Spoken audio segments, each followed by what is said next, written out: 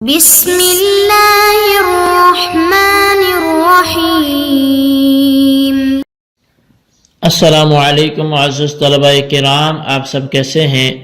آج ہم نور الانوار کے سبق نمبر 288 کو پڑھیں گے۔ آج کے ہمارے سبق کا عنوان ہے پہلے قرینے کا بیان۔ آج کے ہمارے سبق کی عبارت ثم شرع المصنف بعد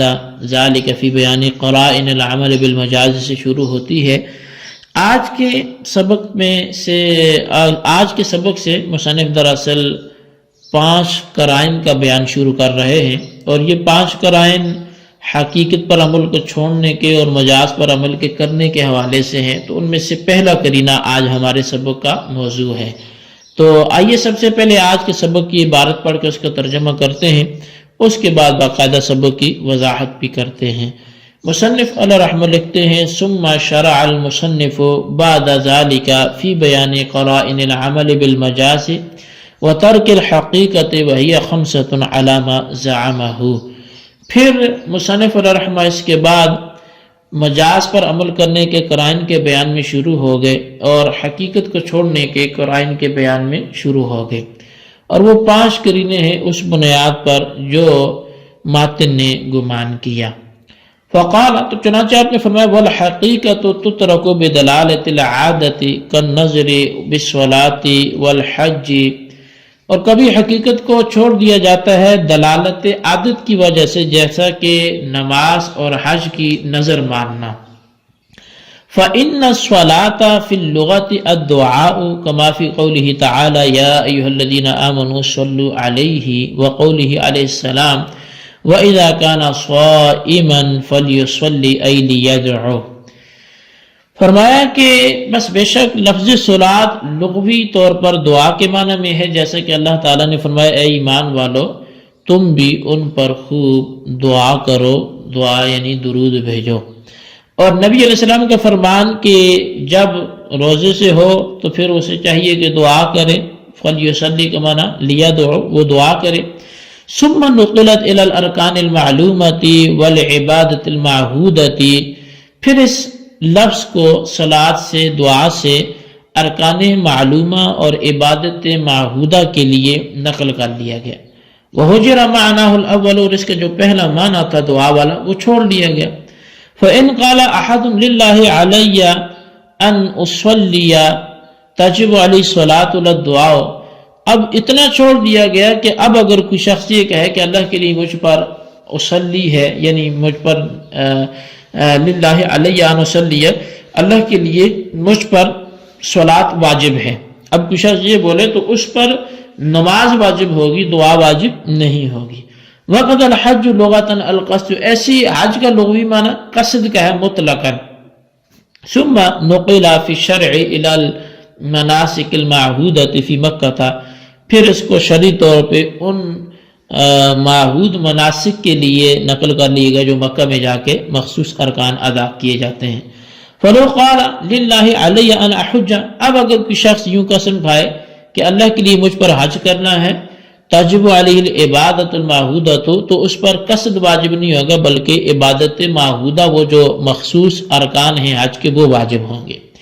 وفی حکمہما سائر الالفاظ المنقولۃ شرعا او عرفا عاما وخاصا،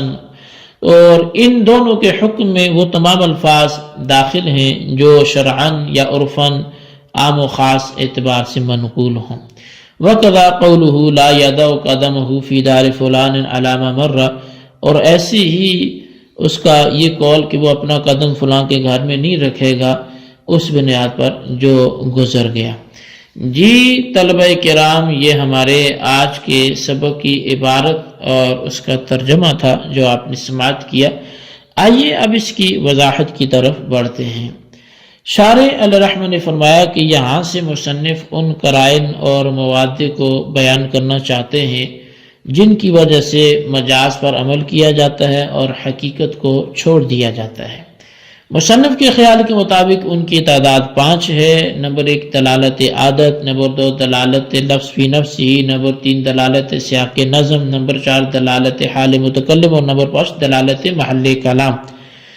آج کے سبق میں ہم پہلی قسم کو پڑھیں گے، تو پہلی قسم کو بیان کرتے ہوئے مصنف نے فرمایا کہ حقیقت کبھی بلا نیت متکلم محض دلالت عادت کی وجہ سے بھی چھوڑ لی جاتی ہے اور مجاز پر عمل ہوتا ہے۔ دلالت عادت کا مطلب یہ ہے کہ الفاظ کے استعمال اور الفاظ سے معنی سمجھنے میں انسان کی جو عادت ہوتی ہے،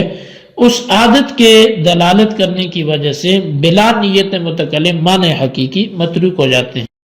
اور معنی مجازی پر عمل ہوتا ہے۔ اور دلالت عادت کی وجہ سے معنی حقیقی کے متروک ہونے کی وجہ یہ ہے کہ کلام اس لیے موضوع ہوتا ہے تاکہ مخاطب کو سمجھایا جا سکے، بس جب کلام عرفاً اور عادتاً کسی شے کے لیے مستعمل ہو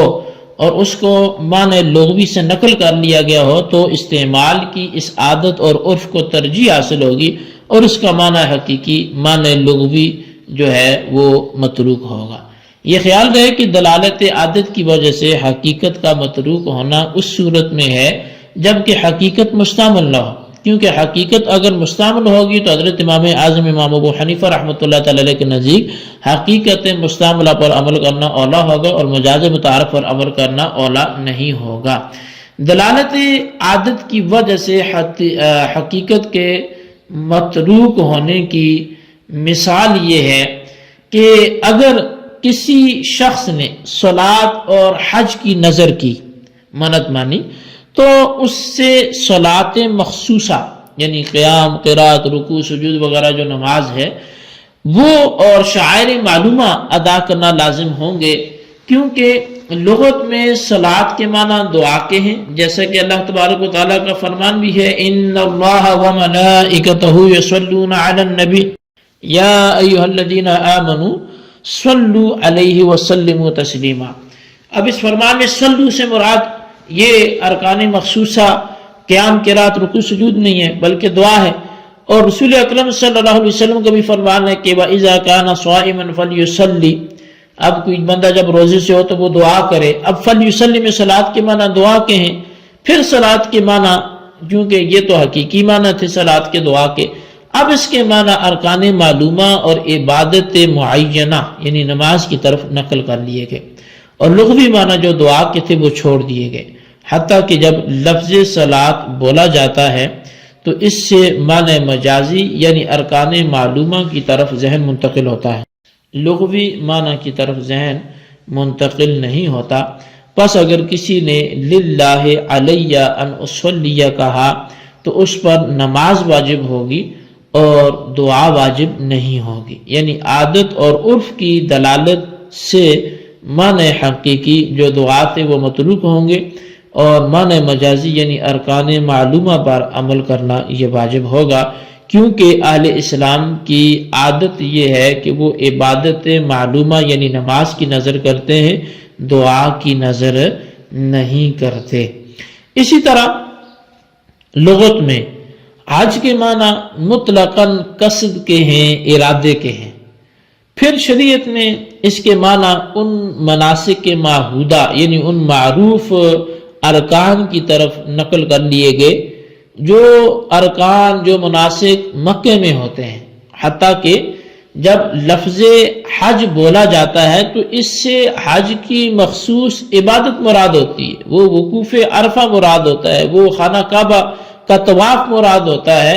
اس سے سعی ذہن میں آتی ہے، اس سے صرف مطلقاً قصد کے معنی نہیں کوئی بھی سمجھتا، نہ وہ مراد ہوتے ہیں۔ چنانچہ اگر کسی نے للہ علی ان احج کہا یعنی یہ نظر مانی کہ اللہ کے لیے مجھ پر حج کرنا لازم ہے، تو اس بندے پر عبادت معہودہ یعنی ارکان حج کا ادا کرنا واجب ہوگا، وہ مکے جانا پڑے گا، وقوف عرفہ کرنا پڑے گا، طواف کرنا پڑے گا، کیونکہ اہل اسلام کی عادت یہ ہے کہ وہ عبادت معہودہ کی نظر کرتے ہیں اور صرف قصد کی نظر کوئی بھی نہیں کرتا، صرف ارادے کی نظر کوئی بھی نہیں کرتا۔ شارح علیہ رحمہ فرماتے ہیں کہ جو حکم صلاۃ اور حج کا ہے وہی حکم ان تمام الفاظ کا ہے جو منقول شرعی یا عرفی کہلاتے ہیں، یعنی صلاۃ اور حج کی طرح ان الفاظ کے حقیقی معنی متروک ہوں گے اور مجازی معنی پر عمل کرنا واجب ہوگا، تو اسی طرح یہ بات پہلے گزر چکی ہے کہ اگر کسی نے واللہ لا ادع فی دار فلان یا واللہ لا ادع قدمی فی دار فلان کہا تو اس کے حقیقی معنی یعنی برانا پا قدم رکھنا یہ متروک ہو گئے، اور مجازی معنی یعنی داخل ہونا جو متعارف ہے معتاد ہے وہی مراد ہوں گے۔ تو حاصل یہ کہ حقیقی معنی چھوڑنا اور مجاز پہ عمل کرنا جن قرائن کی وجہ سے ہوتا ہے ان میں سے پہلا قرینہ یہ تھا دلالت عادت۔ تو آج کے سبق کو اچھی طرح نوٹ کریں، اس کے خلاصے کو تحریر کریں، اس کو سمجھیں، بالخصوص ان سوالات کے جوابات بھی دیں۔ سوال نمبر 1 یہ ہے کہ قرائن سے کون سے قرائن مراد ہیں، یہاں کون سے قرائن کی گفتگو شروع ہو رہی ہے۔ اور سوال نمبر 2 یہ ہے